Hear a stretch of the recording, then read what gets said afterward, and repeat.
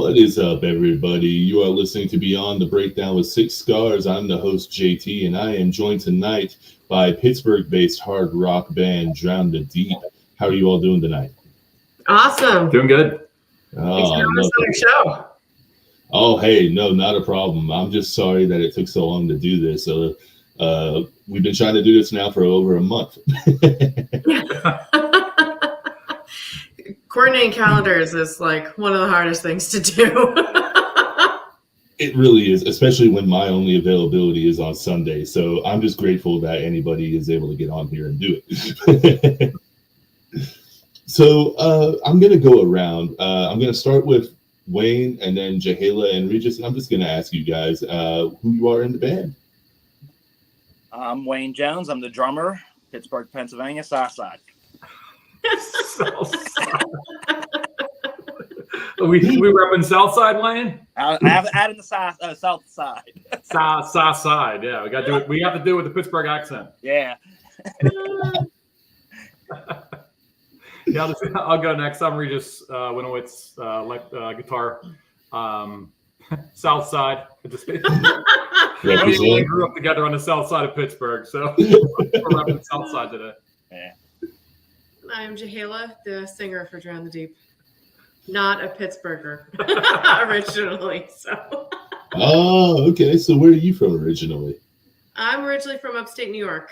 Oh, wow. Yeah, so actually some of the places we're going to be hitting on tour are around where I grew up. So I get to show these guys where I grew up now that I've seen where they grew up. She's going to make you sleep with the fishes. Oh, yeah, New York, yeah. They're a little more chill in upstate New York. Yeah, it's not like New York City, right? Yeah, not quite, no. So for those who aren't familiar with the band, tell us a little bit about Drown the Deep. What's your style? So we're kind of a genre-defying hard rock in a way, or genre-bending, because we've got some songs that we just kind of like to write what we're feeling, and we've got a bunch of different influences. So we have some things that are a little more metal and some things that are a little more like classic rock and roll. One of our new songs is a little more jazzy in a way. So, we write what we like, and we like taking people on an emotional journey in a way through our songs. And it's how we kind of work through stuff and express ourselves. And that's what we're putting out there to everyone else. So. Yeah. Yeah, at our core, we're a hard rock band. But yeah, we allow ourselves to get into metal. Kind of hard rock's nice because we're kind of right at that point. You find fans who are up for hard rock. They'll go for a little heavier stuff. They'll go for a little lighter stuff. So it's kind of nice. We do get kind of wrapped into some of the metalcore bands in Pittsburgh. So we go to those shows and we really want to emphasize our rock stuff and more of our, we have a couple metal type songs too. And we kind of want to emphasize that. But yeah, we kind of keep ourselves open. Wayne's into more classic rock type stuff. He and I grew up on 80s hair bands and 80s thrash, the early Metallica, stuff like that. So we're both influenced by that. And then, Jahala's on. Yeah, I did. Grew up singing show tunes and jazz and blues. And then once I started discovering rock and roll, I was kind of like, okay, this is what I want to sing. Jahala, what was your first aha moment? Like, what was the song that told you this is what you want to do? For the harder music, the first, it's kind of, I would have to say two different bands. It was Marilyn Manson and then Hole. Ooh. So Manson was the first one I heard, and then Hole was the first female singer that I listened to doing those harder types of vocals, those harsher vocals. Wow, that's a hell of a spectrum to go there. Yeah, my musical taste is all over the board. My playlists on shuffle are interesting. Yeah. Road trips with her are really interesting. she'll listen to her mix on shuffle, and it's just Lilith Fair, folk stuff, Grateful Dead. Could go from Harry Chapin to L7 to Cane Hill, or Ice Nine Kills. It's just a whiplash, And for me, I'm kind of like, can we go with some genre? Because I listen to the playlist sort of, either decade based or. If you're listening to metal, I listen to a metal mix, but she'll listen to just her thing. So goddamn show tunes show up. You're listening to Hamilton or what's it, the horror show, Rocky Horror Picture Show. Oh yeah, Lilith Fair. It's just like everything. Melissa Etheridge. Yeah. Are you a Repo the Genetic Opera fan? Yes. Yeah. There we go. Okay, that's all that matters to me.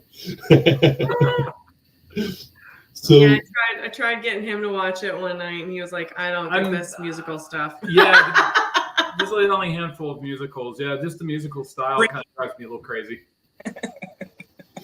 I'm slowly getting back into it. My girlfriend is huge on musicals, so she's slowly trying to get me to listen to some more. And I'm a fan of Rent. And obviously, Genetic. But I'm trying to find others. I'm trying not to be a snob. Phantom of the Opera is good. It's considered like a rock opera. A lot of bands have done a cover of the Phantom of the Opera song, the title song there.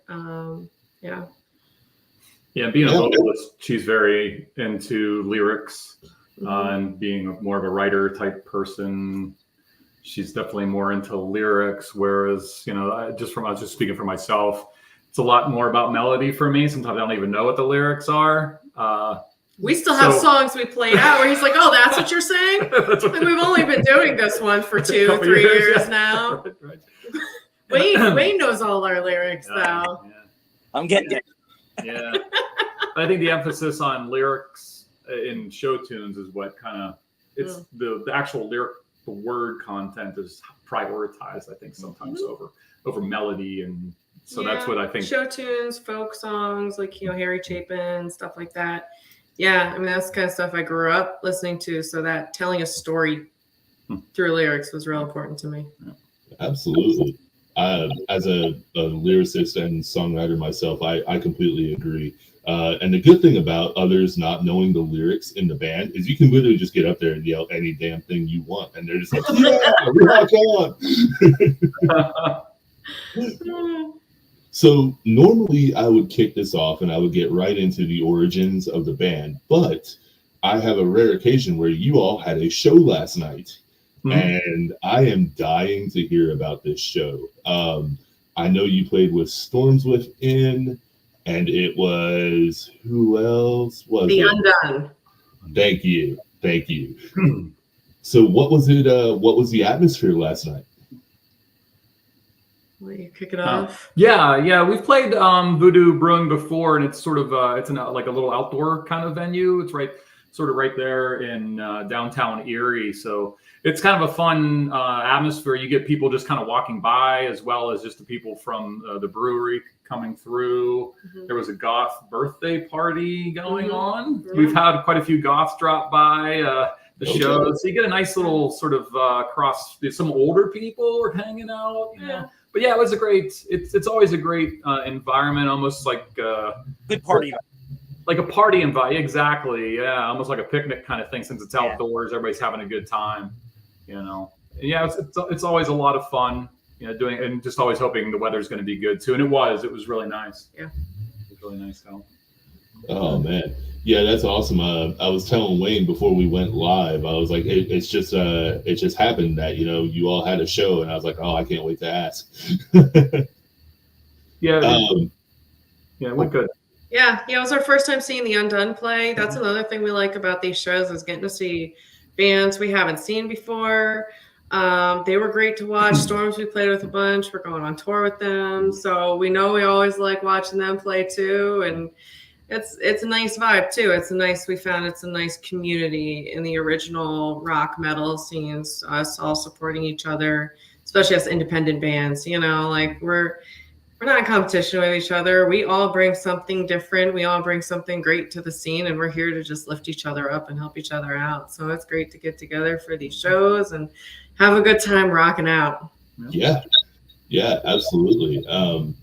So I want to ask about the early beginnings of the band. How did you all find each other, and how did Drown the Deep form? Well, Regis and I started talking in the hallway at work 5 years ago now. Yeah. That's how we first met. And we were talking about music, and I mentioned that I had taken some vocal lessons with Steve Whiteman, and he knew who he was. Yeah, from the 80s band Kicks. And, yeah, he's the singer for Kicks. And, you know, being a child of the hair band days, but Kicks was always more of a rock band. They're not as flamboyant as a lot of bands. But yeah, anyway, it was just kind of funny. Somebody at work actually knowing who Kicks was, you know, we really connected with that conversation. And yeah, you actually taking lessons from Steve Whiteman. So I was just really kind of blown away. And then so we knew we had a sort of a musical connection and started talking about some things. Yeah, when I went to see him, he was a cover band at the time. To see him play, and thought, I need him for my band. He's really, really great. So we started. I had some songs that I'd started writing. I can't write everything myself. I'm very vocally driven. I can do lyrics. I can do melodies. I can do all that. But piano. Yeah, I can get bare bones. Oh, yes. But he came in and helped flush the songs out. And then I took all of her piano parts and made them all hard rock guitar parts. Yeah. So that's pretty much was my original contribution. And she was doing some synth stuff too. And some of the keys were, you know, the one song was actually pretty low. So I had to detune down to a drop C to do some of the synth stuff that she was doing. So yeah, it was sort of the catalyst of the first handful of songs that, you know, she had rough recordings of. And there were a couple that you did in studio in Seattle. That you started out there. So we looked through some of the stuff that she had. And yeah, her and I it was just her at her apartment, and we got together, listened to your music. I had some ideas. Because it was 2020, so, you know, we were COVID.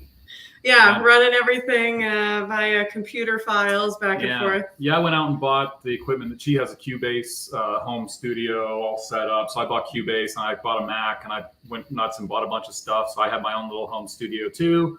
And then we passed files back and forth, or we'd get together in person, work through some things. And then kind of came up with the first couple songs, 3 or 4 songs, I think.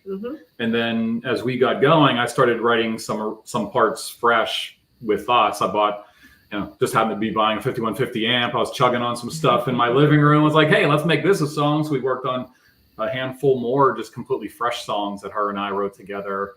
Out of that. And so then, out of that batch, plus all the new songs that we wrote together, we had enough for our first album. We had 10 songs, and we kind of started honing those in and just having the home recordings that her and I did at my place, and just self-made sort of demo tracks. Yep. After the first handful of songs, that's when he told me he had a drummer he wanted to bring in. So we met up and did our first rehearsal together. I was all nervous. I'm like, well, shit, this guitarist is too good to lose. I got to make sure that I'm good enough for this drummer he's bringing in. First time I heard her, I was sold. I was like, wow, amazing, man. Her range is incredible. And so, I mean, I'm lucky to be in this band is the way I feel. They are down heart and soul. I think we all feel that way, though. We've got, you know, it's hard to find that right dynamic. And feel that way about Travis too. You know, just the group we've got together is awesome. We love being on stage together. We love writing. We get to our practice. We practice weekly, you know, and it's nice having the X32 because we tend to jam on stuff, and then we're like, oh, here's the new original, and we can start recording with the USB straight out of the X32, so we can capture that and then keep working on it. So. Yeah. So, I mean, and it shows that you all are very tightly knit. Just talking to you guys, I can see how you all interact with each other, and it's a family for sure. Yeah, I grew up with Wayne. I mean, I've known him since I was 5, and we lived in the same neighborhood growing up. His parents were my parents, and we've gone on vacations together and things like that. So I've always joined other cover bands my whole career through the 90s and even recently. But yeah, once I was able to get an all original project, that's what I told Jehala. I was like, Wayne's the guy. I've been wanting to get into a band with him if I ever could put something from scratch together. And yeah, brought Wayne. Wayne and I started jamming again. Like we didn't really play for probably 20 years or something. And then probably 5 years before that, he and I started jamming again a little bit until I got into another cover band. But yeah, once this band started up, it's like, yeah, we're pulling Wayne in. Mm-hmm. So you said you all started in 2020. Being that it was during that particular time, what was it like breaking into it? Was it more difficult than you thought, or was it easier? Nice. I think for me, I think it gave us a little bit of breathing room. Like there wasn't a lot of pressure to play out. You know, a lot of bands are just really interested in playing out and sort of rushing it. And which was great. We could take our time, work the songs. We knew we wanted it to be about writing original music first and foremost. And then playing out was sort of, I'm not going to say it's secondary, but it was later in the plan. So it worked out really nice that there wasn't a lot of pressure. There wasn't a lot going on. Yeah. So it gave us enough freedom to just work from home, really write the songs, have some fun. Reworking them, no rush, but we did set the goal of getting all the demo tracks done New Year's Eve 2020. Yeah. So yeah, New Year's Eve we were doing the mixing up till midnight just to kind of have a baseline. She's a project manager by career, so setting goals and it's great. I'm an engineer, so like we work well together. So yeah, her setting the goals of us doing that, we mixed down New Year's Eve 2020 and we were ready to go. And then once we finally got sort of the rough mastering, got everything uploaded to Spotify, that started getting rolling. And that's when we started rolling. Once things started lighting up with COVID, that's when we started getting together with Wayne and starting to jam the tracks, in person. Man. So that actually will lead me into the next question. It's funny that you said that your deadline was in 2020 for getting them all mixed and mastered. What was the inspiration behind Black Sun Drive? I remember it's funny. I still remember where a lot of these like riffs kind of came up, and we were jamming here. And we were talking about, I can't really say for the lyrics, but I know we were talking, me and Wayne, kind of like White Zombie, we wanted sort of a driving song, like Black Sunshine from White Zombie. And we wanted that, he and I was just, just that bass line from White Zombie from that song. And so I just started jamming on some stuff and he started doing his thing. I was like, oh, this is cool. We need a driving song, And then Jehala did her typical thing of just going, and it's fun because we'll record these rough tracks like that at practice, and then her and I have the equipment that we could take our recordings from practice, take the wave files. She's good at cutting them up, cutting my guitar parts up, and cutting and pasting and putting a rough idea together for how the song and arrangement would go. And then so we come back together in person, jam on that a little bit. Something new will come out. We add another part. So real organic, it's great, and some of them just flow. Some of these songs, these were our first handful of songs we all wrote together as a band, and like Black Sun Drive was a big one, and even the and even the beginning of that was really just me like making noise at practice, and she cut it into the intro. Yeah. And I was like, that's just me making, she's like, no, I dig that, I like that, and then she put the vocals over. I'm like, oh, I get it. Yeah. Great. Okay, cool, that sounds awesome. Yeah, and I think the album overall lyrically, there's kind of like not intentionally a theme to the album, but overall there's kind of a sense of sort of finding yourself and that sort of being on the road and like the freedom of the open road and rediscovering who you are and being true to who you are.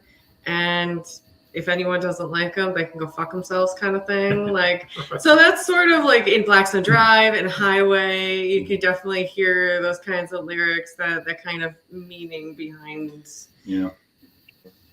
Yeah, absolutely. I've listened to the album, I think 5 or 6 times today.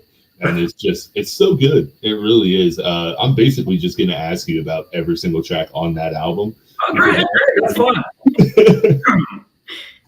So what was, we touched on the making of Black Sun Drive. What was it like coming up with the lyrics for it? Was it a process, or was it, just kind of straightforward? Every song's a little different. For Black Sun Drive,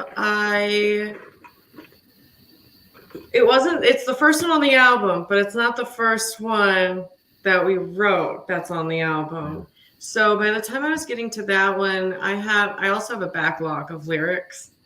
Oh, okay. And every now and then I feel like something that I've written before fits in a way in a song. So there was one or two lines in that one that came from there, but overall I just kind of sit down and I tend to listen to a track, over and over and see what flows right, what feels right. But yeah, behind that one, they talked about wanting that driving song. So that's what I was thinking about as I was writing it too, out on the road.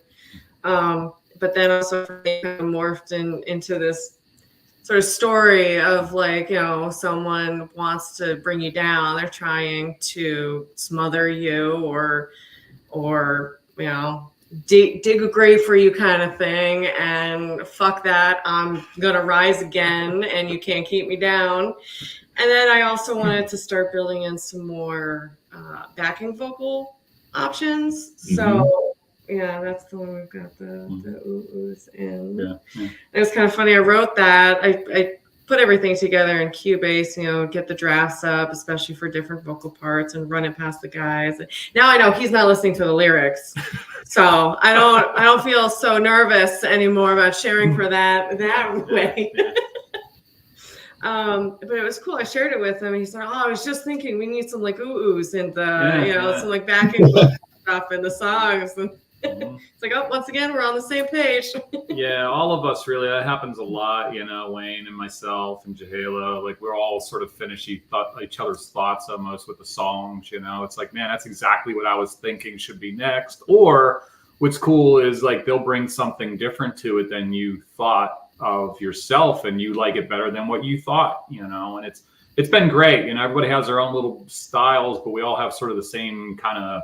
I don't know how to describe it. There's a current there that we're all trying to do sort of the same thing. We all have the same sort of taste, but bring different things to it, And I was talking to my tattoo artist about that.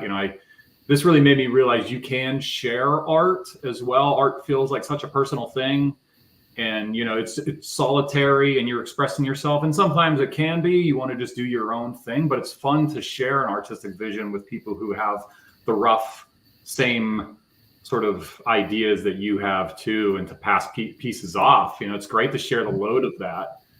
Many of these songs I started with guitar parts and I kind of mapped something in, or maybe I had a melody idea and I'll put it on guitar, and she's always amazing with coming up with lyrics and melodies and things. But it's oh, I didn't think of it going there, but that sounds great. It's something completely different. It's cool. It sounds to me like you all found your musical soulmates. Mm-hmm.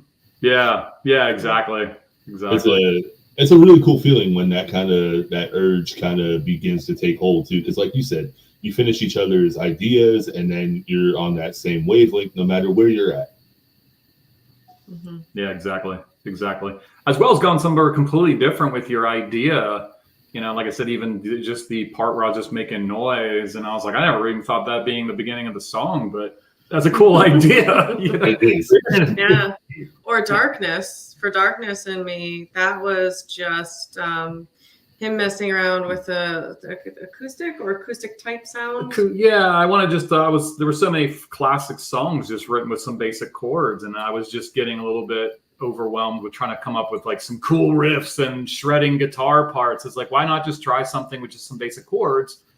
And, a million songs, or some songs just have the same 4 chords that repeat. But if you have a great lyricist and somebody who can come up with melodies, you have a whole song there, and then you realize, I think Live's song Lightning Crashes is just the same 3 or 4 chords looped.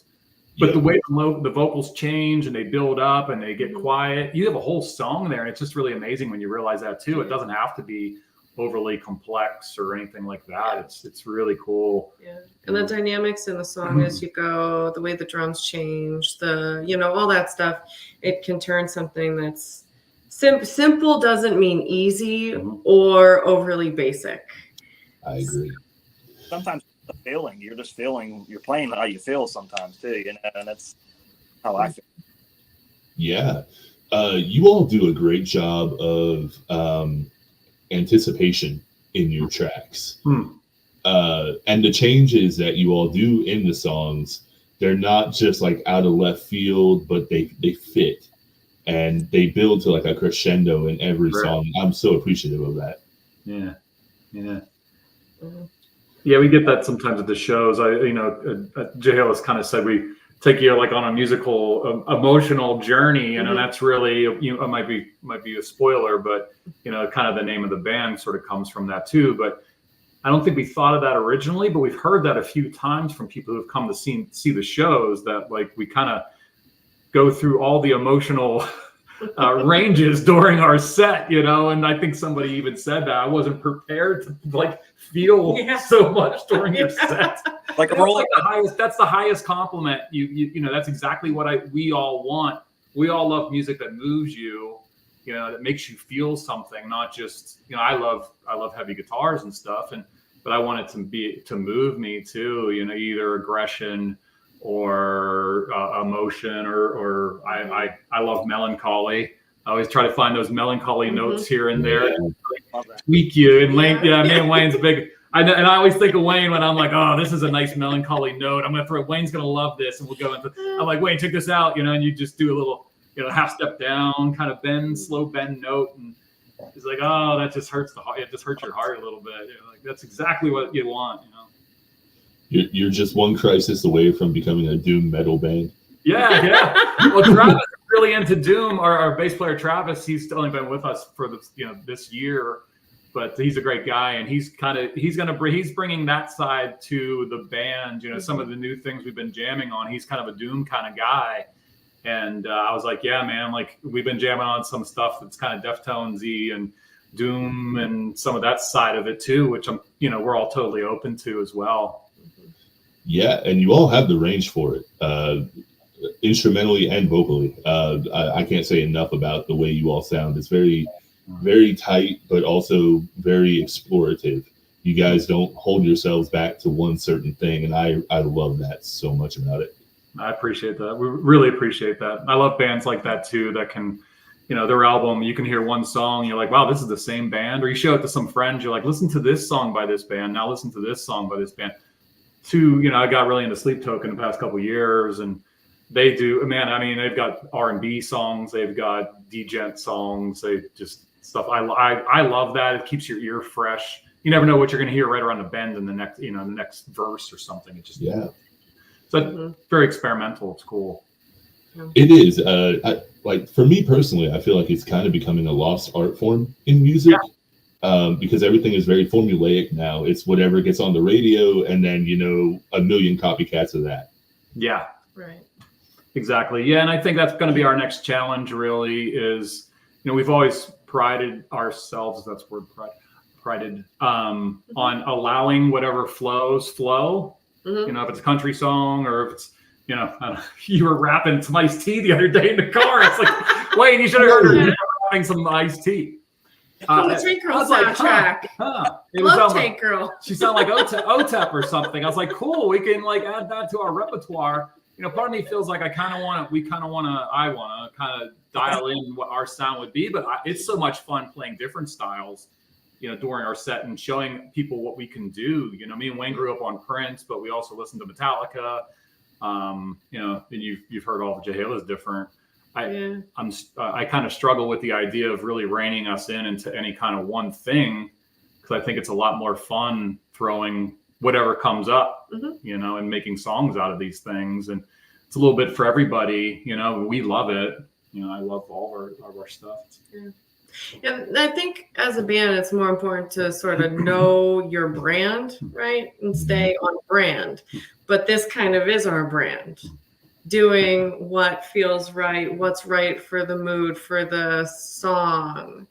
rather than formula. I mean, we don't play to a click track. We don't have backing tracks. Nothing against any bands who do. We love a bunch of bands that do. We play with bands that do. It's awesome, but that's just not us. You know, we want that like real rock and roll in the moment. What's going to happen? How are we feeling? You know, and it is professional. We practice, and it's not like we're off on like random tangents when we're up there or anything. But it's just, you get some real magic sometimes when doing that. And that's us, you know, that's how we like to get out there and do our thing. We were just talking about that. The one show you did something at the show, you sang some part and you really went for it. The one in the middle of the one song. And it's kind of like, yeah, what was it that you did? Yeah, because he pointed out afterwards. I was like, I love what you did there. I'm like, I don't know what I did. Did somebody record it? I have no idea. You're just in the moment, you know. Yeah, and you're just in the moment, you know. And even Wayne, I think last week, he's like, wow, you were really in it. I was like, wow, what did I do? But like, it's nice to have the freedom that when we're just in the zone, these amazing things kind of pop up, but they also kind of just go by too. That's kind of how it should be. You know, you're in the moment, and you know, hopefully people out there liked it. And it was a one-off. Yeah, you know? And that's kind of the magic too. Like, coming to our shows, like, it's gonna be maybe a little bit different every time, but it's 110% us every time. You know, like you're getting true, raw, unabashed, drown the deep. All of us being exactly who we are. You know, I feel more me than me when I'm on stage. Like, feels like my truest self, my most expressive. And it's just awesome. And being up on stage with these guys makes it even more special. Yeah, I completely agree. I know for me, when I get up on stage, I just crank my own personality up to like 110%. Right. And then, you know, I feel like that's the best way to be, because like you said, your authentic self comes out. And to reiterate what you were saying about the whole brand, I think it's brilliant that you guys are doing this at the beginning almost of the band. That way everybody knows to expect it. Right. Yeah, we've got some, you know, we got a lot of compliments about that, you know, that we have so many sort of different styles, and there's people who get it, really get it, you know, people who like that, really like that a lot. You know, we have some people who have seen us, like we opened for Memphis Mayfire at one time. We picked up a lot of fans there, and like, especially the one couple that follows us, you know, that's one of their favorite things. It's like, yeah, man, you guys like do a little bit of everything, and it's just awesome to hear all these different styles coming from the same band. So yeah, so I got a couple just off the wall questions for you guys. Yeah, shoot. All right. So now we've heard your most influential ones that you all had right out the gate. What was the most unexpected influence? It doesn't have to be music. It can be a person, it can be whatever, but what was something in your life that was unexpected? It's a good question. It's going to take me a second here. Well, I mean, for music wise, and you know, we all sort of, Purple Rain sort of like Prince kind of over like is sort of a bonding thing between all of us, you know. And I think it was when we played it the very first time we played together. Yeah, Purple Rain was the very first, one of the very first ones we went together. Seriously? Yeah. Oh my gosh. We do Purple Rain live because of that, you know. And Wayne and I grew up on Prince, wanting to be, you know, star, cool, getting all the girls, just being able to just kill it on guitar. He's like just such a badass and quintessential musician, and you know, and then we, you know, when Wayne and I and Jahila all got together, that was a song that Wayne and I knew, and then we just started playing on it, and we always did it at practice, and then one day we started playing it at a show, and people just like lost their minds. Yeah. So really now, as long as we've got a set that's long enough and we're playing someplace we can play covers, we like to throw that in. And as soon as we're able to, we're going to get into the studio and record that one as well. I was going to ask you, I was like, is there a studio version of that coming? There will be, yeah. I think there's a couple. I think there's a YouTube video too of us doing it somewhere too. It could be. Maybe. Yeah. But if I can I don't know. Another funny influence was our. You might ask us about Rapture. Oh, that could be an unexpected. Yeah. Yeah. When you said, you know, I always had this idea for a song. Are you familiar with our song Rapture? Oh yeah, that song was like the most. How do I say this? Interesting lyrically. I'm going to interview you back. What are your thoughts on that song? Like, what do you think that's about? Like, do you have any thoughts? So I was trying to figure it out. And at first I thought it was a family type dispute. And then because, you know, I am a dude, I also had like a weird thought as well. I was like, well, is it like, what's going on here? Like, I really have no idea. So I'm really glad you all brought this up. Because I had no way to mention it. Yeah, we get a lot of questions about that song, you know, and it's so fun seeing what people bring to it. And I hate giving it away. You don't have to then. No. But yeah, you talked about, you know, sort of random influences. I think we're trying to turn the volume. We're trying to turn your volume. I was trying to turn the volume up, but I think that's but yeah, sometimes video games can be an influence too for creativity. So I'll just leave it at that. So well, I'm fine sharing. Like I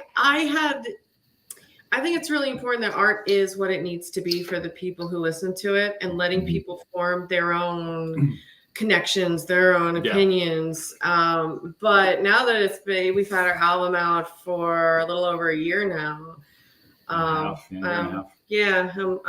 I'm more comfortable sharing, you know, a lot more of the meanings behind stuff. So Rapture came from BioShock. It's BioShock. Video game BioShock so much right now. Yeah, when her and I always had this idea for making like that video game really inspired me so much. I was really obsessed with it for years. BioShock 1 and 2. And just it was so immersive, and some of the ideas were so interesting in it. I always had this idea. It was super vague, and I told it to Jehala. I was just kind of like, got this idea about like using some of the concepts from BioShock, but make it ambiguous enough that like it could be, you know, about a man obsessed with a woman, or like people can really bring a lot of stuff to it. And then what the coolest thing ever was, so we wrote, I came up with some of those like heavy guitar riffs, you know, and I'm playing it. And then she's like, I got the lyrics for this. And we were playing this song, and then she came up with those lyrics, and I'm like, oh my God, this is the song I was talking about, writing it about that video game. So yeah, and I mean, that's what's so cool is like, it was just a rough idea in my head, but she brought it to life. And then even to the point where we were jamming on it, and you said, this needs a breakdown. Mm-hmm. And I said, what's a breakdown? So, and I don't know if you didn't even necessarily mean a break. What the funny part was, you meant like sort of a break, and I'm like, oh shit, yeah, we should do like a legit metal breakdown in the middle of the song. And then Wayne's like, what's a breakdown? So I send him Domination from Pantera. I sent him a full list to study up what breakdown. So I found the quintessential list of breakdowns in metal songs, you know. So he studied up on breakdowns. And then, man, Jehala came up with that middle section of that song. And we're like, wow, this is just amazing. Yeah, I was listening to that for the first time, and I was like, holy hell, the range that she has on this track to go from the singing and melodic to the growl. And I was like, damn, okay. It's a lot of fun to play too. Yeah, I mean, all of our songs are for different reasons, but that one seemed to do so much different stuff. And we love to end our sets on a heavy note, like, you know, just drive it home and hammer it in hard and leave people, you know. Yeah, I mean, we come out hard rock. You know, our set, we come out hard rock, pretty solid. You know, we take a little dip with some of our slow songs, you know, and then we start building stuff up. Maybe we'll throw in Purple Rain there. And then at the end, just full on, just metal, her screaming, and us just going nuts at the end. And then people are like, what the hell just happened? You know, and it's It's awesome. It is. It's a lot of fun. It's the Drown the Deep experience. Exactly. That's exactly what it is. So I will ask you, what is the name's meaning for Drown the Deep? So I've got to like hone in my sort of elevator pitch to get this more refined, but ultimately it's just about music is how I process and, you know, work through things and share things, and it's an outlet in a lot of ways, which I think it is for a lot of us musicians anyway. But it's sort of that, you know, emotion can kind of feel like you're drowning in it sometimes, but it can also kind of buoy you up, and like music especially can. So that's essentially the inspiration for Drown the Deep, is, you know, like we are sort of drowning in a way in this world of emotion and feelings and everything going on mentally and emotionally, but music is sort of our buoy and our processing tool to keep us uplifted and going. Yes, absolutely. This is obviously a music-based podcast, but I also started this for mental health awareness within music. Right. And, I mean, you know, you hit the nail on the head. A lot of people use music as an outlet, and it's what we use to survive, right? You know, like I'll get that burning inside me where it's like, if I don't write down something or if I don't scream something into a microphone, I feel like I'm burning alive because it's my only outlet. And I feel like that can go unnoticed sometimes, especially with artists. You know, we don't necessarily realize that that's actually what keeps us sane sometimes. Oh yeah, yeah, and it, you know, even the songs. You know, when you hear, I talk about influences too. You know, electrical engineer. I'm into Nikola Tesla and all those type of things, and he talks about, you know, energies and things. And I think certain songs have a certain energy that match your energy at the time, you know, and it can neutralize that to a certain extent, not to get too hippie or whatever. But I think, you know, you hear that song that seems to resonate with you and your feelings, and it just somehow makes you feel better by, you know, sometimes you listen to it 3 or 4 times, you know, and it's healing in some way, you know, and that's kind of what we want to, that, you know, back to the name of the band too, you know, Jehalo, she had that name when her and I started working together, and she's like, you want to come up with a new name? And I was like, no, I like it, because that's kind of what I got from it immediately, was that, you know, and that's sort of the point of the band, is we want to write music that has deep feelings in some way and some emotion. And, you know, I know, you know, like I growing up with Wayne, I know he likes the melancholy and the songs that give you the feels, you know. And that's what we want to do, you know, have music that gives you the feels. And music, and all of us, music is a big part of our lives. And, you know, Wayne's back there on his back porch there. That's what he does a lot of times, sitting outside, listening to some music, you know, and it's healing, you know, and listening to some of those good songs makes you feel good. Sometimes you want to feel, I don't know, sometimes a sad song's great too. Even when you're feeling good, you get those little tweaks. All the emotions are important to feel. You've repressed things and things get worse.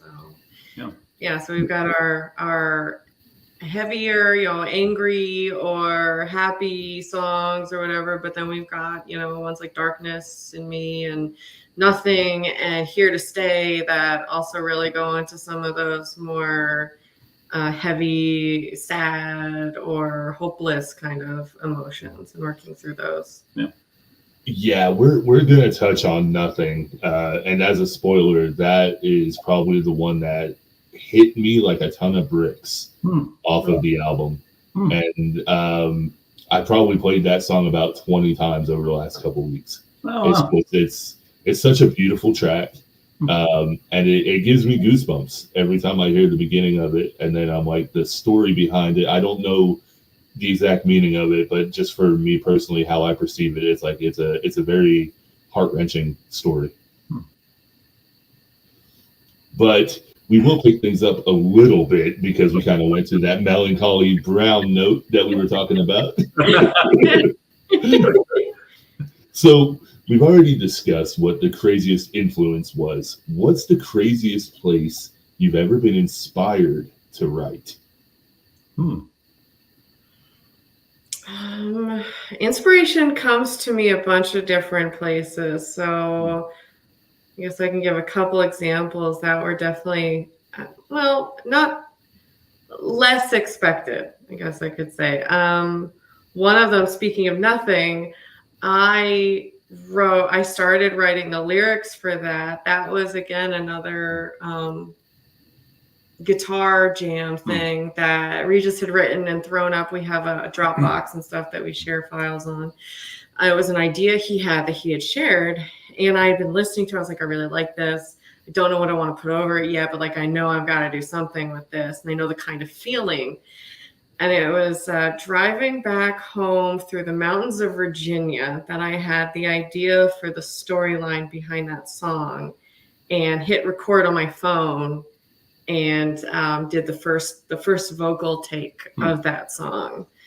Wow. Especially the chorus in particular. I nailed the chorus on that vocal take driving through the Virginia mountains. That is amazing.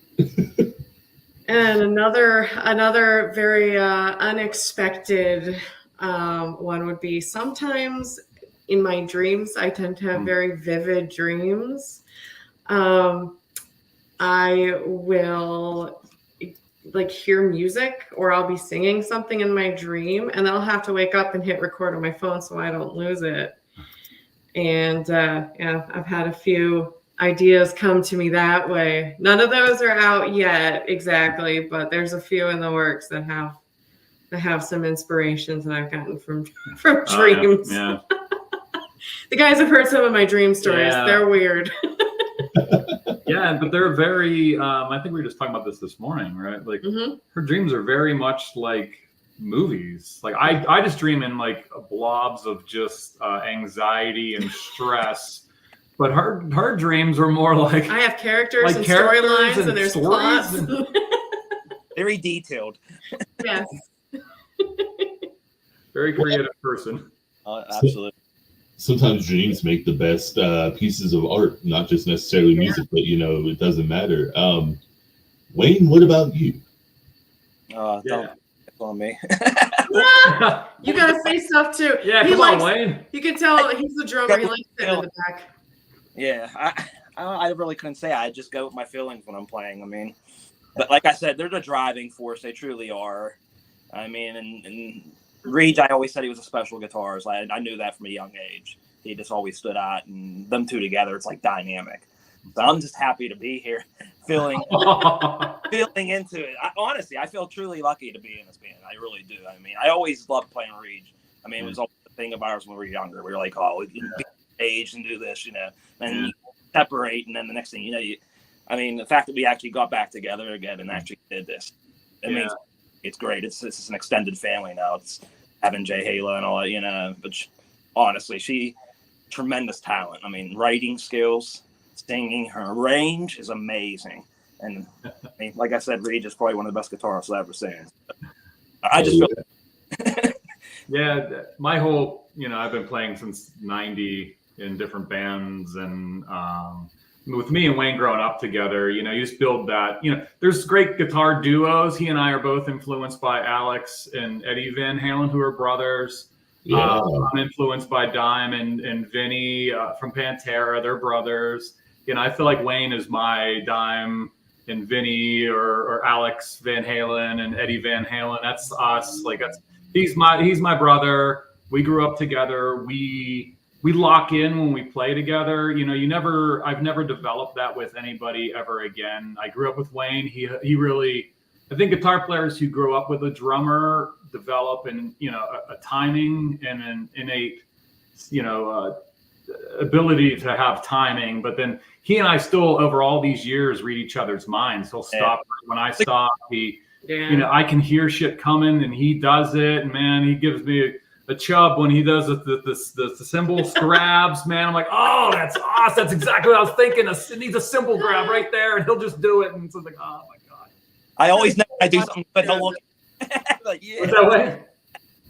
I always know when I do something good, you'll look at me like, Maud. I was like, oh, good. I'll get home. I'm like, I'll try to replay this.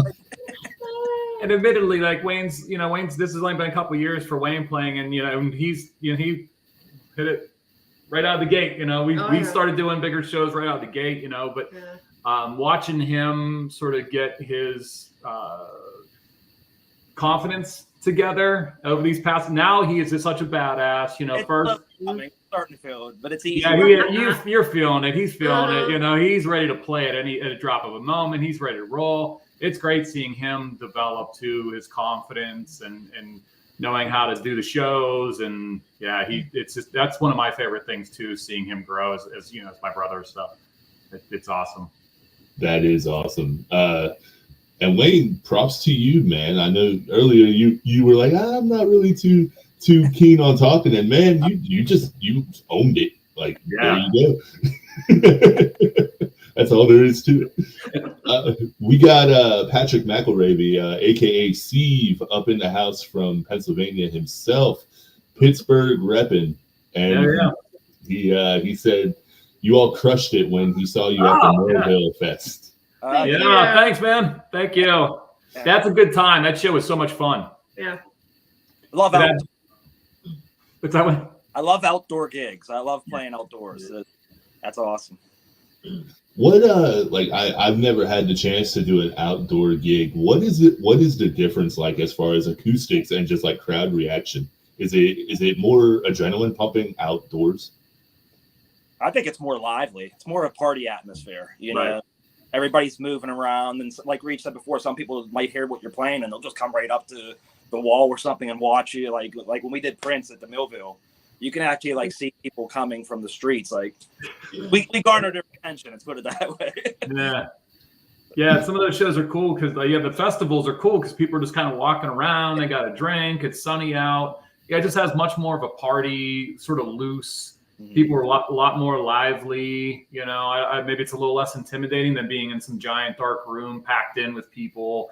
It's a little bit more airy, and you know, it's been like Wayne said. You know, sometimes you just get people walking by on the sidewalk. We did Deutschtown Music Festival too in Pittsburgh, and just people passing by, poking their heads in the bar to see who's playing, and then they come in and check it out for a couple songs. You know, it's so cool. That's so cool. That makes me really glad to hear too, because I love hearing that the independent scene is still striving. You know, it's it gets hard out there for a lot of the bands. You know, it's like you're trying to compete with the real estate that these major conglomerate corporations push on these people, and it's like when you get that person that just like stops and is like, oh man, what was that? Like that right there, you know, you might have just made a whole new fan, and you have no idea how much that person is willing to invest. Yeah. And you know, when we started doing this, you know, I was in the cover scene for a long time. It's definitely a different vibe. But the original music scene, I was, especially, you know, in Pittsburgh, I'm just shocked how many really great bands there are. We play in Erie a lot. We've become part of that scene. There's a lot of great bands there. You know, there's such good music, you know, from these independent bands. You know, I just wish there was more of an outlet, you know, for us, as well as all these other bands that we love. We've become really good friends with them. I'm just as much of a fan of Ire and some of the Storms Within and the bands we play with as, you know, and they are of us. It's cool, man. It's just really cool. I just wish there was a better outlet to support all of us. You know, we all try to support each other, which is super cool, man. It's just, all the original bands know how hard it is. So we all band together instead of fighting with each other. Hey, I'll help you. You know, we were talking to the people last night. They're like, hey, we can get you into Youngstown. I was like, if there was somewhere in Pittsburgh, we're really struggling with a venue in Pittsburgh right now, but we're glad that we've brought people in that have helped us in Cleveland before. And we'll figure it out. You know, unfortunately, I think that's the hardest part for the independent scene is the venues, especially for the like mid-range kind of bands. You know, we're looking for something that's a little bit nicer than a dive bar, but we're not able to book someplace like Stage AE or Jurgles or the Roxanne ourselves yet, hopefully. But, you know, but, you know, those mid-range venues, and then there are people that complain about not having places or not having enough shows come through their city. And it's like, well, you got to get out there, and not just when that one band comes to town. You got to support those venues so they can stay open and we can book there. And, you know, it takes a community. Yeah, it absolutely does. I know it's a little bit farther from Pittsburgh, but do you all ever get up to like the Maryland area? Not yet, but we will. Yeah. We have plans. So at this point, we've got a pretty good foothold in our region, and our focus now is being strategic in our shows that are here. So maybe 1 or 2 Pittsburgh-based shows a year.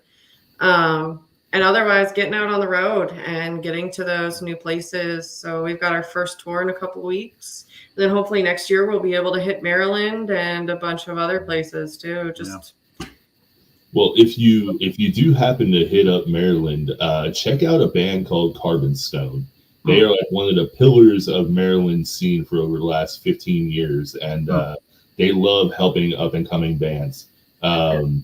So definitely, like, if you get up that way, definitely check them out. And then if you come to my neck of the woods, I would love to catch you all, but I'm all the way in Virginia, so I don't count.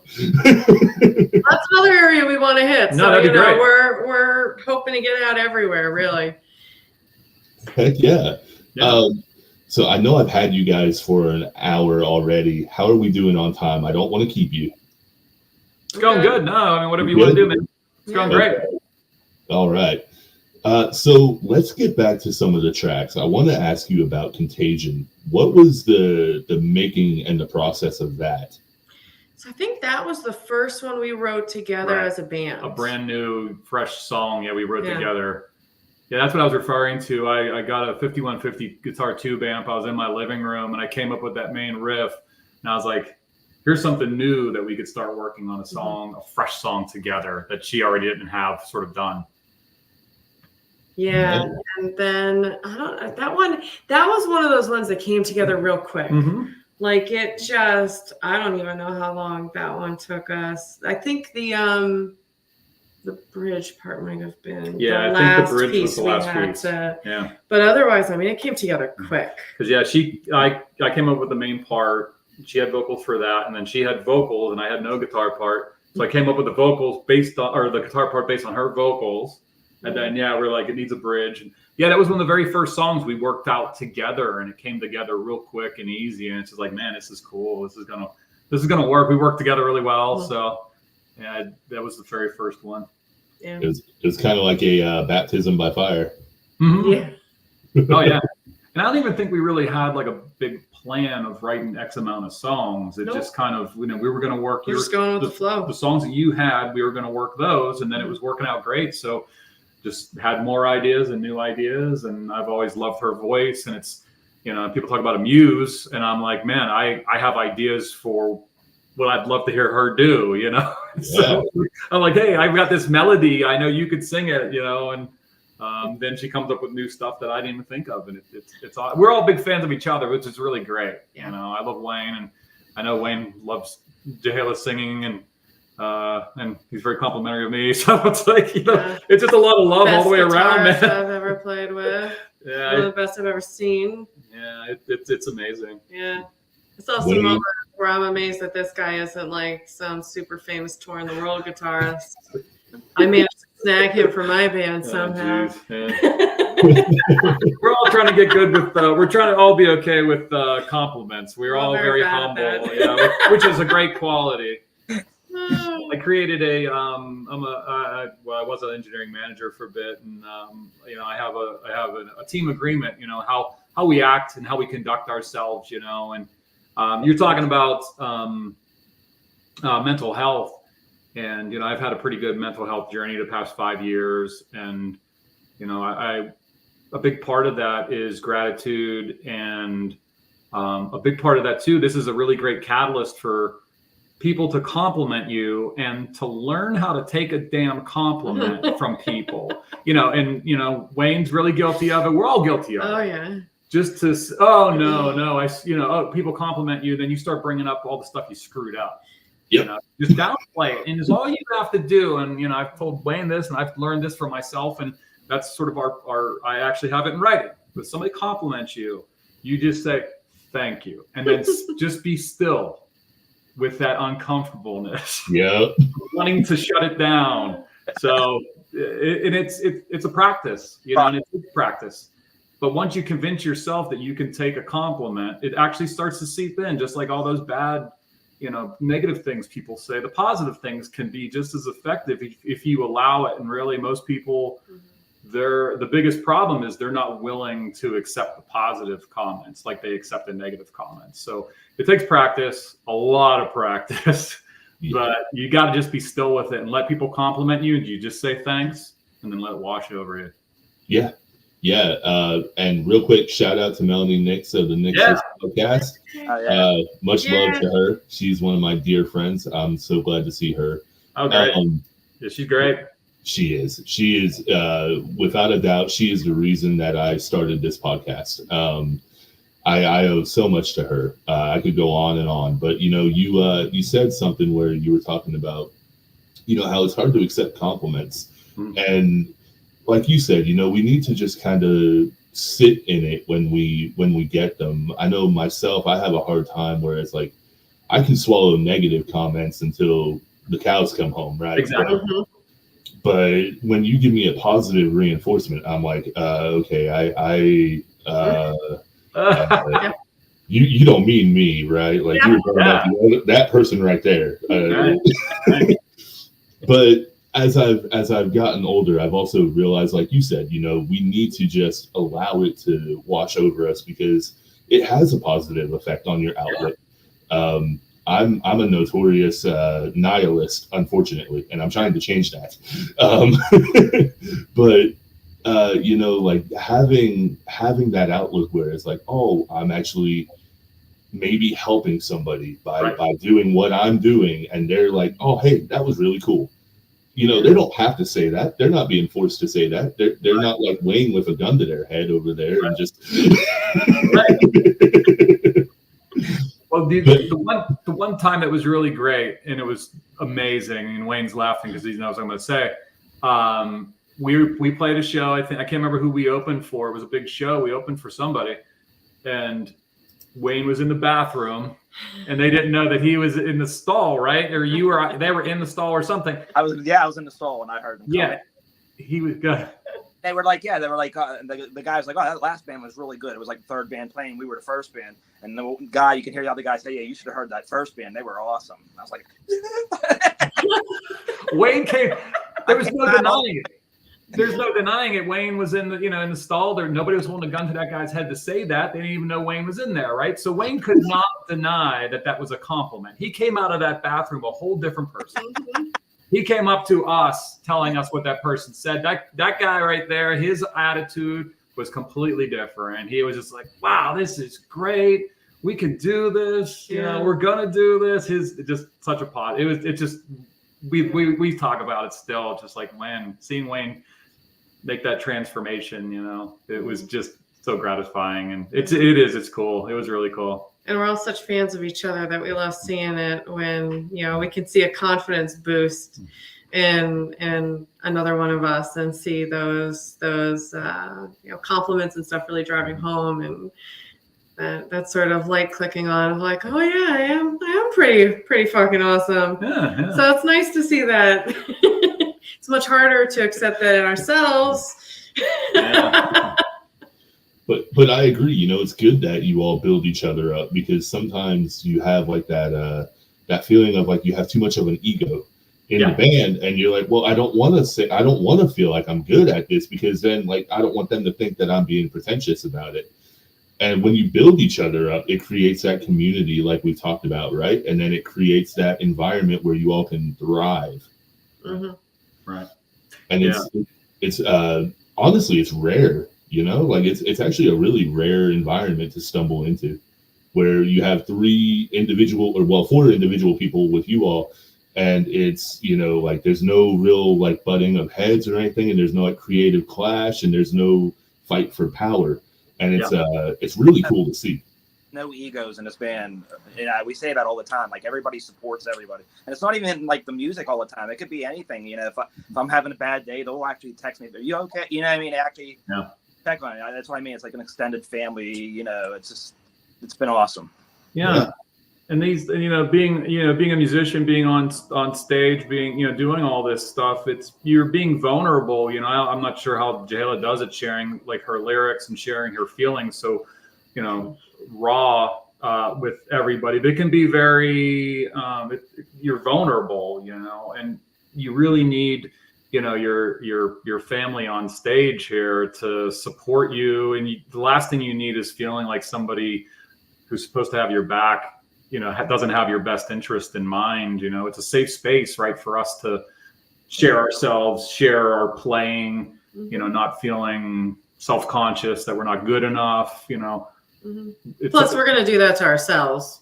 Yeah, we don't need anyone else doing that to us. We're our own worst critics. Oh, yeah. Yeah, you feel pretty good. You see somebody shredding or something, you're like, feel that great. And it's great to have people right here with you that tell you, you know, you're doing great. Keep doing what you're doing. You know, as long as our bandmates love what we're doing, we've got that support. So it doesn't really matter. You know, it's not a competition. You know, it's original music. We're all doing our own thing. It's not really a competition. You know, we're all doing our own different flavor of music, and we're just expressing ourselves. So it's an awesome thing to see. The next song I wanted to ask you about was Rebel Wild Child. So what was specifically for this one, Jehala, what was the writing of that one like? So the inspiration behind that one was definitely that. Well, I started writing it before. Again, I've had lyrics like I write them down when I get the idea, right? And then eventually I will pull things out, refine them for songs. And so I had started writing that one years before I'd ever finished. But by the time we were writing it together, the inspiration behind it was definitely shitty exes. Shitty people in your life who try to tear you down. And I had an ex literally tell me that I was too broken to love. So that's kind of the inspiration behind it. Like, you want to tell me I'm broken? Well, fuck you. Like, you're not looking at yourself. You're like just projecting all your shittiness onto the world instead of working on yourself, telling everyone else around you it's their fault. I'm going to do better. I'm going to move on. And I don't need that kind of negativity. I don't need those kind of people in my life. So I wrote it for me, but also for all the other people out there who experience that, those people who are not supportive, those people who want to tear you down, and just fuck them, slough them off, move on, because you're better than that and you can do better than that. And those kinds of people aren't worth listening to. Yeah. You hit the nail on the head with that. I kind of suspected that that's what that track was. Around. Yeah. I wanted to hear it from the butcher's mouth. So that was another interesting thing. When her and I first met, we were both coming out of long-term relationships, so we were both kind of in the same headspace too. You know, we were both free to pursue our music too, you know, which was nice. So rediscovering ourselves, and you know, it's amazing what that kind of like time of rebirth can provide for you as far as creativity. The hard times matter too, because it gives you some, like, those are a lot of the things that you write about or deal with the emotions of while writing.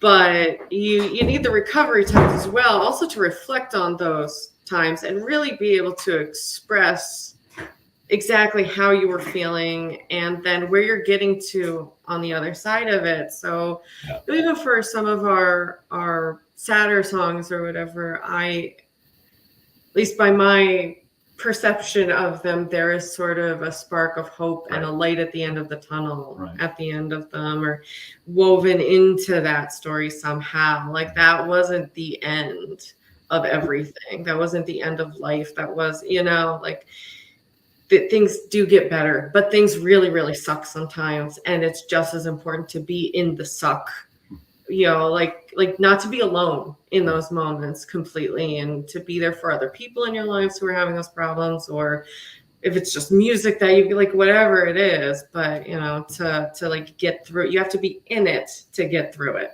Yes.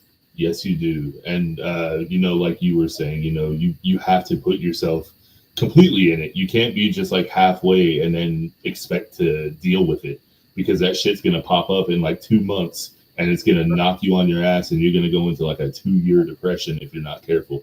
And it's so paramount that we, like, you know, we deal with the issues that we have facing us head on, because if not, it's so easy for them to just fester. And then you don't know what that can take away. It can take away your creativity. It can take away your desire for anything. And it's really cool to hear, though, that, you know, as bleak as a song can get for you, there's still that light at the end of the tunnel in the end of the song. It's, you know, and it goes back to that whole thing I said earlier about crescendos, right? Like, you know, it all kind of correlates into it. And, you know, I just kind of made that connection just now, and I'm like, damn, that's actually really cool for them. Exactly. Yeah, I've always gotten that too from, you know, what you've written. Every song sort of always has still a hope to it, and it's ending on a positive note that you're going to overcome things. Yeah. I like our song Here to Stay too. We did a lyric video for that one. Yeah. And at the end of it too, you know, there's that little blurb of like, hey, if you're struggling, reach out. You're not alone. And yeah, I saw that at the end of the video, and that meant the world to me. You know, I'm like I said, a mental health advocate and suicide prevention advocate myself. I've lost a friend to it, and it's you know, it's something I still struggle with as well. If I'm going to be completely honest with you, I've had my fair share of, you know, stressors and things like that, and to see people actively telling people like, hey, you know, if you're feeling this way, please reach out. You're not alone. We're doing this art to make you know that you are not alone in this. Like, you're not the only person that feels this way. Right. Right. Exactly. yeah, I've had a lot of my own struggles too, and a lot of the times it is music that has been there for me more than anything else in my life. So yeah, I know how much that can connect and mean to people. Yeah, and it definitely does on your end, like instrumentally and vocally. It all just it's an experience, you know. It really is. The next song I want to ask you about is Warrior Heart. I see you all smirking over there, so now I have to know what's a little bit of the story behind, like, the making of that. You don't necessarily have to say the meaning of the song. That was one of the ones that I had a bare bones of when we first got together. So the handful that I had included Rebel Wild Child, Warrior Heart, I think Break Down the Walls. Yep, Break Down the Walls. And I think that may have been off of our album. Yeah. So yeah, I had a real rough thing, and then he came in and made it a lot better.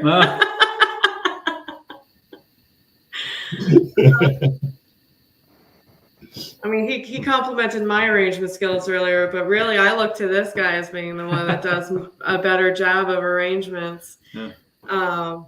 Yeah, I'm trying to think. So I know I had the bare bones, and I sent them off to you. Yeah.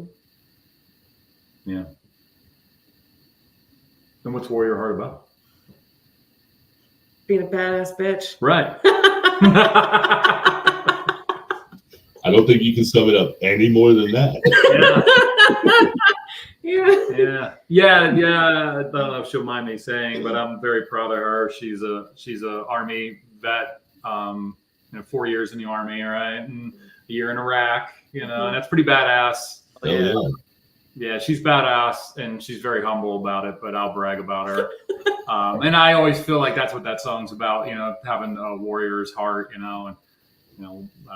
That's why I always kind of thought that song was about. So, okay.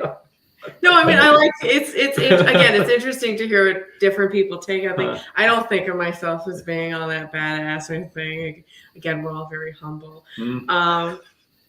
I don't, but yeah, I want to be. I don't see myself as being that way, but yeah, for me, that was just kind of life in general, not necessarily just the military thing, but just that you got to kind of be a bit of a warrior to get through life, even sometimes.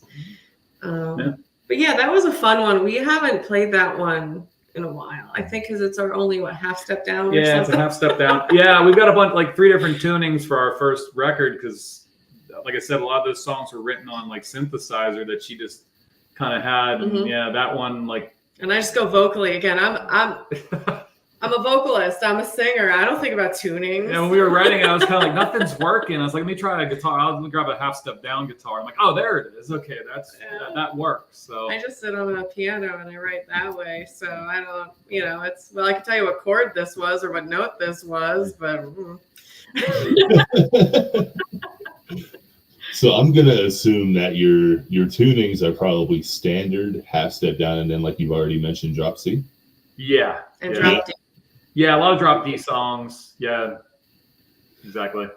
I was gonna say, my poor band, they tuned down to drop A for me for my vocals. Yeah. we play in I think open C standard and then drop A for the rest of the set, and it's just a whole process for them, and I feel bad. Wow. I love just being in the, it's kind of I'm not going to say it's a struggle, but just something we're always dealing with is just the tunings, and I don't like to change guitars. I'm in the moment. I just want to play one guitar all night, and I have the drop to D tune, the D tune, so I could drop the D, the E down to D. I have a detuning pedal I can kind of throw in there just to I like keeping the momentum going. And I love being in the moment. I know some guitar players don't mind changing out guitars, and that would be fun, but I just like being in the moment, keeping the momentum going, keeping the songs going. So we've got a crew that can hand me the guitar. Yeah, make sure. Yeah, exactly. Yeah, I've got a 7-string I want to bring out one of these days. It's a whole step down, drop C. I'd like to bring that out we've got a couple other drop D song or drop C songs that we've been noodling with. I was like, if we can get at least 3 drop C songs, I'll feel comfortable switching guitars out, and I'll play my 7-string. So, but yeah, we'll get there. We'll get there. I'm excited to hear these now. Yeah. We're excited to keep writing too. As soon as we're back from the shows we've got this year, so this month's a busy one. We got our tour coming up. We've got, I think, 1 or 2 shows in September. A show in October. We might have a second show in October, and then one in November. That's our last show of the year, opening for Steelheart at Jurgles. And then we're done for the year, and we're just gonna fucking write all through winter. We don't book shows in the winter typically because you never know what weather's gonna be doing. So we just hunker down, and we're gonna keep writing, and we're gonna finish up the new stuff, and probably have at least an album's worth. Getting to the studio will depend on budgeting, but we're gonna have new shit for our shows for sure. Yeah, it's funny. We have rough arrangements for a couple of the songs, and we have them in a Dropbox, and Wayne's been listening to them like the whole. I'm like, don't get too used to that arrangement. That's not the permanent arrangement yet. And he's like, but isn't this how it goes? And it's like, no, not yet. It's not done yet. Wayne's getting like 100 different revision files in Dropbox. Yeah. Which one do I go with, guys? Yeah. I'll put like a rough drum track just to put the arrangement together, and then Wayne does his magic on it. But yeah, it's just like, let's get together and jam on them for a while too, and see how they morph, in a real setting. I just kind of put down whatever just to get the arrangement down. Right. Well, I'm only going to keep you for a little bit longer. You all have been so gracious with your time. I can't thank you enough for doing this. Like I said at the beginning, we've been trying to do this for a little while, just different scheduling things. And it's so fun to get to do this with you guys. Thank you so much. No, thank you. Yeah, you asked some great questions. And I'm glad we're talking about music and our album and our songs. And, it's a great interview. It's fun. It's fun. Wow. A lot of people don't have a knack for interviewing. You're doing a great job. So. You mean that person over there? Just say thank you. Just let it wash over. Yeah. Just let it wash over. Yeah. Anyway, so we got a couple more songs I wanted to ask you about. We've touched on a little bit of Break Down the Walls. The one after that I wanted to talk to you about was Highway. To me, that was just kind of like an in-your-face crowd headbanging track, in my opinion. What was it like creating that one? That was another one that came together pretty quickly at practice. Yeah, that was a band song. Yeah, we just started jamming. And it was just so much fun. Like I don't know, it just came together, and it just had a lot of fun writing it. And it was one of the first like heavier songs we kind of did. And I mean, I just had a blast going like full ham on that, just getting those heavier vocals in. And yeah, some of those, it's just like, where did that come from? Like, a lot of our jam, like me and Wayne will jam. Jahel will be tending to the dogs or getting more drink. Yeah. Between songs. And me and Wayne will just we never stop playing during our whole practice. We'll jam on Van Halen and do some stuff. And we've got our in-ears, so even if I'm upstairs, I can still fully hear everything. Yeah. So I'll start like singing stuff, and then I'll come downstairs. They'll stop, and I'll be like, "No, keep playing. I've got an idea vocally." Wow, just like that.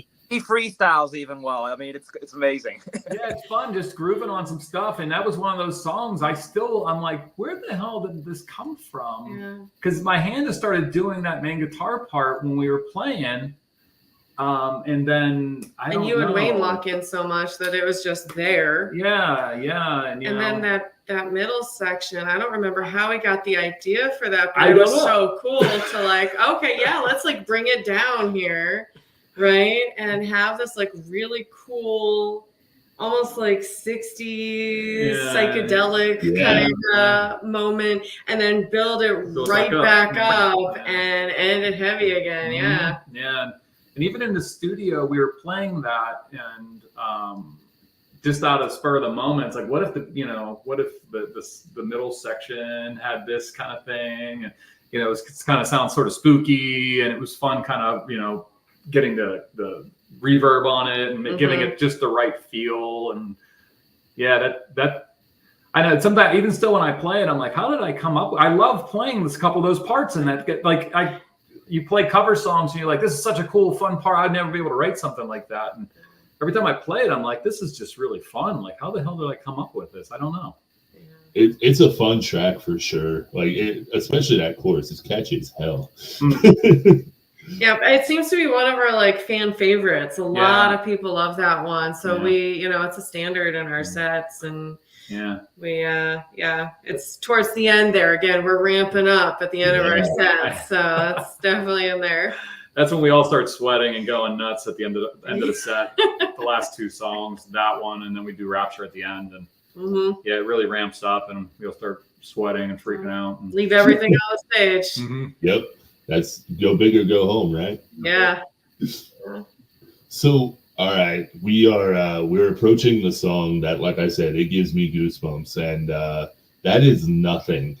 To me, this song was like completely different than the other songs on the album.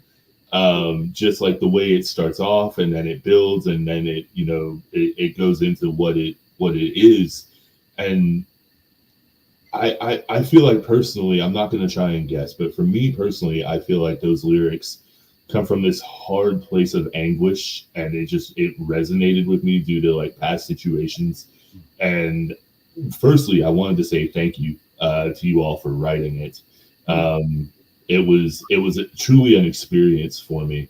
And second, what was that one like? What was your way of approaching that? Because I definitely feel like it's the most different on the album, at least in my perspective. Yeah, so that was one. I think you had layered a few guitars, maybe, but he put up like this like draft track. Yeah.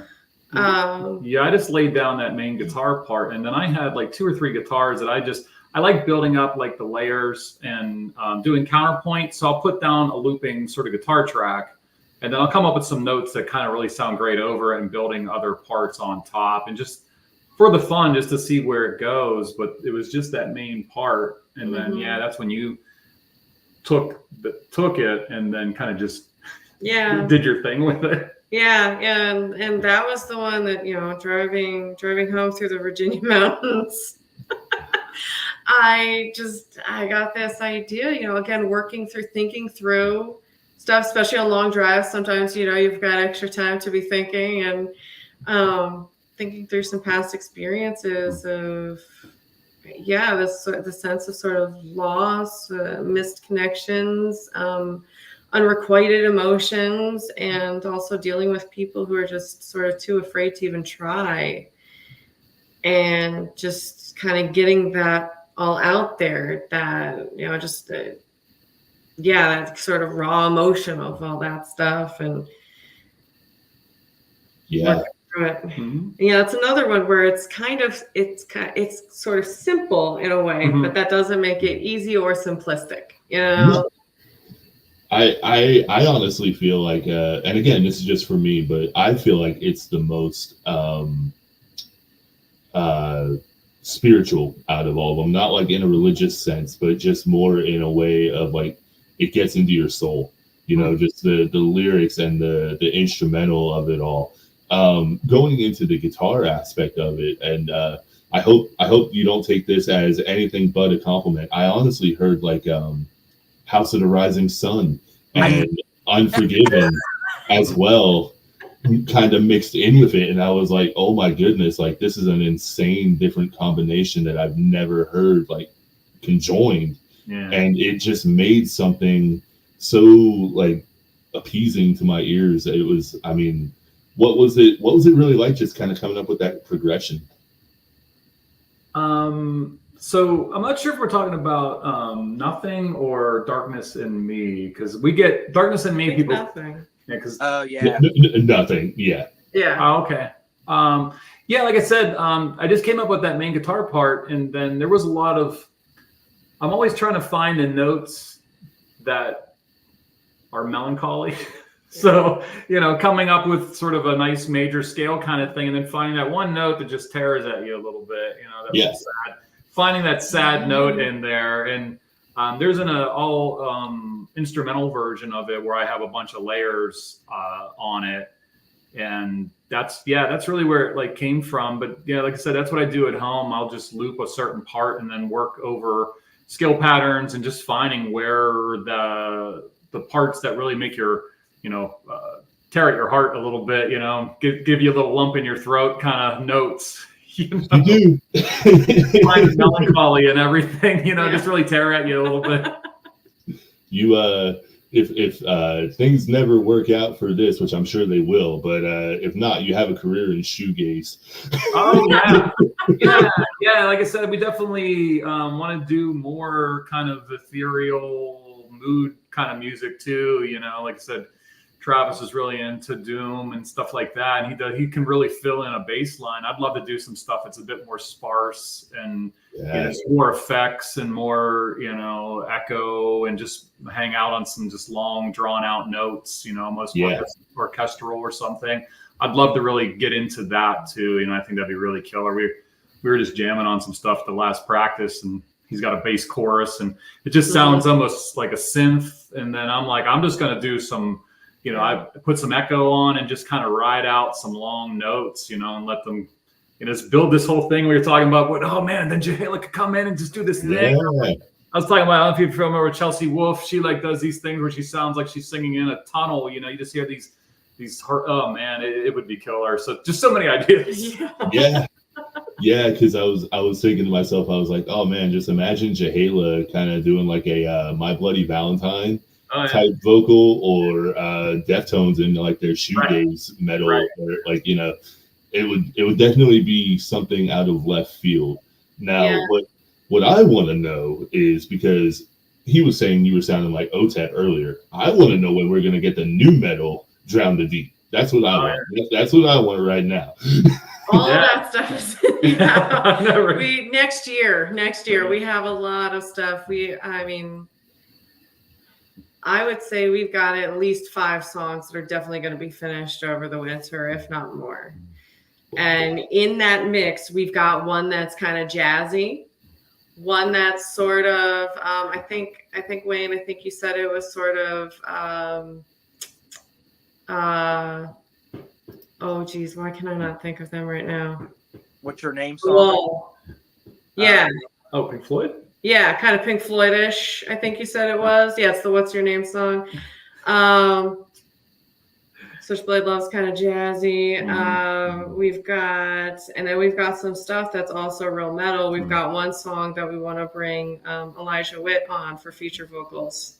Oh. As well. So yeah, we've got quite the mix. Again, like nothing fits into a cozy little box. Everything we've got is kind of all over the place. So we're really excited to sit down and keep writing. And her and Iron's bands like we've gone to see Ginger a few times. You know, those type of female-led metal singing Butcher Babies, Infected Rain, stuff like that too.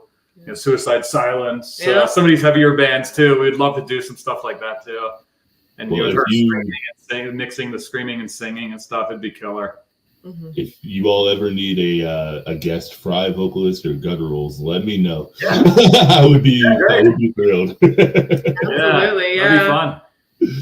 So, my friends, I know we are wrapping this up, but once again, thank you so much. I say it every episode. I never know what I'm going to get with the guests.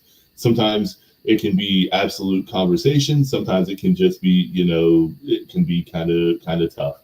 But this has been, like I said before, truly an experience. Thank you so much for doing this. This has been such a blast. Yeah. Thank you. Yeah, we had a great time too. Yeah, thank you. I mean, like I said, you're very good at this, and definitely appreciate you asking us actually about our music and some of the insights. Really, what we want to talk about and be able to share it with people. I appreciate your perspective on mental health. It aligns with, how we feel as well, and appreciate what you do supporting, unsigned bands and that too. I appreciate that. That's honestly, like I said, the mental health aspect of this is actually what it was, the crux that built it. And then it just kind of became more about supporting the independent scene, but also getting everybody's insight as to what they feel about mental health, because it's a very overlooked topic. It's crazy that it is because of how much the world revolves around, people dealing with mental health, but nobody wants to sit down and actually discuss it. It's still like some form of taboo, and it kind of pisses me off. Yeah. And having been in the military, I've seen it, like it's even worse there than it is in civilian life. So I've seen how bad it can go. And in college, I actually majored in psychology, and my sort of thesis project was researching stigma and how to destigmatize mental illness, because we really should be viewing it the same way as we view physical. You get a cold or you break your leg, you don't wait and try to deal with these things at the last minute on your own. You go see people at the right time. You get a yearly checkup to make sure things are okay. Just all those kinds of things. And emotions, mental states are no different. It's all, it's all stuff. The more prevention, the better. Yes. And still, the sooner you take care of things, the better. And shame lives in silence. So we really need to be talking and delving into everything and being a lot more open about what we're all going through, because it's a lot less singular or isolating than we tend to fear that it is. Yes. I just have two more questions for you all. And the first one is, if you could say anything to a band or an artist that is just now starting out, who is just afraid to break into it, what would you say? Just go for it. I know, like for myself too, I have times where I get down on myself because I think, oh, I'm not as good as this person, or I haven't done as much as this person, or whatever. But you're going to be the best you that there is. You can't be anyone else. If you try to be someone else, you're going to fail at that, but no one else can be you. So be the best you that you can, be authentically you, and just go for it.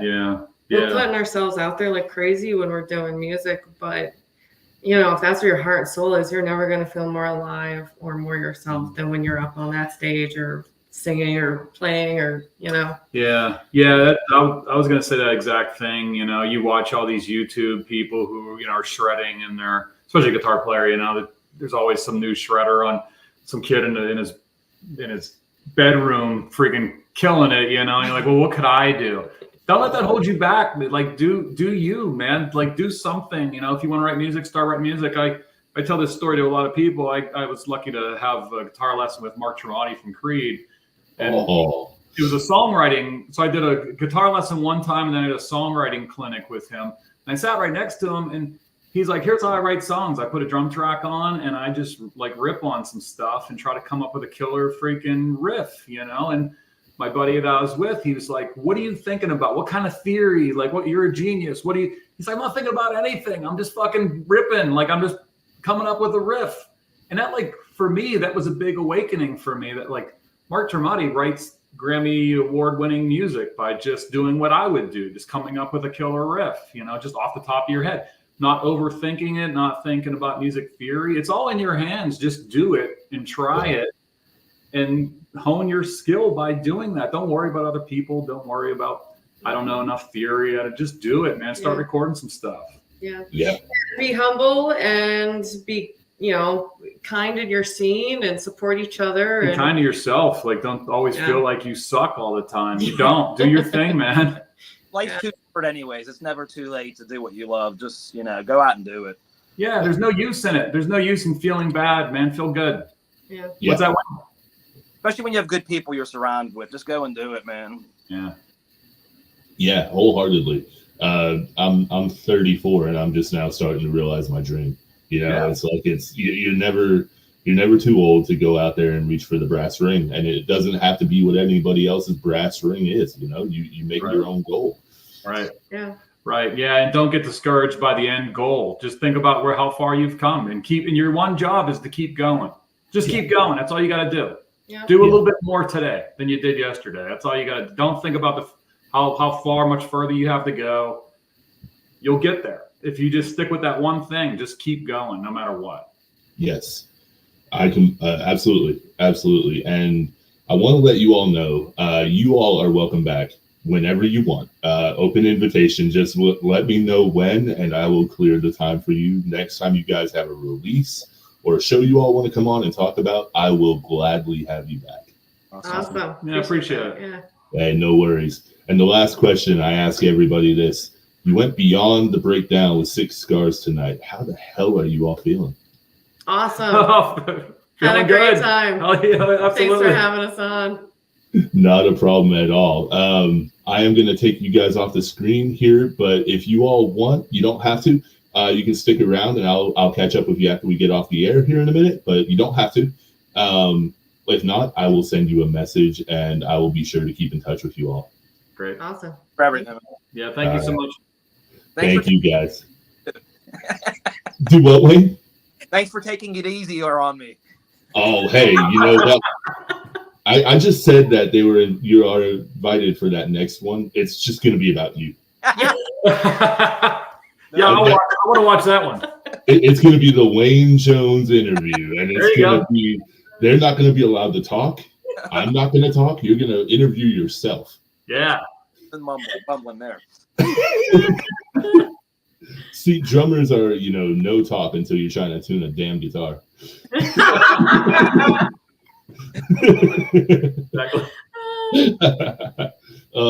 My friends, much love, and I will catch you on the next one. Awesome, man. Thank you. Good night. Everybody, that was Drown the Deep. That was something really, really special. Can't say enough about it. We got just a few more pieces of business to attend to tonight, and that is we have a brand new song from Black Sasquatch that will be playing on this one. It came out just a few months ago, but it is their latest single. Black Sasquatch is hailing from the caves and such of southeastern Ohio. They are on Facebook under Black Sasquatch. You can follow them for the latest news and updates. And they have a Bandcamp. You can find them at blacksasquatch.bandcamp.com. And we will be playing that here momentarily. Also, donations are never required, never ever required on this podcast, but they are truly, truly appreciated. It helps keep the overhead cost of these things down a little bit. And, if you ever want to donate, you can actually go to Streamlabs. It is streamlabs.com/6scars/tip. Now, if that's too much to say, it's in the comments, so you don't have to worry about remembering all of it. Anyway, let's get to why we are here at the end of it all. It is Black Sasquatch Temple. And then be sure to come back next week. We got Dove Cage on the Beyond the Breakdown podcast. So, my friends, you have a lovely night, and I will see you on the next one.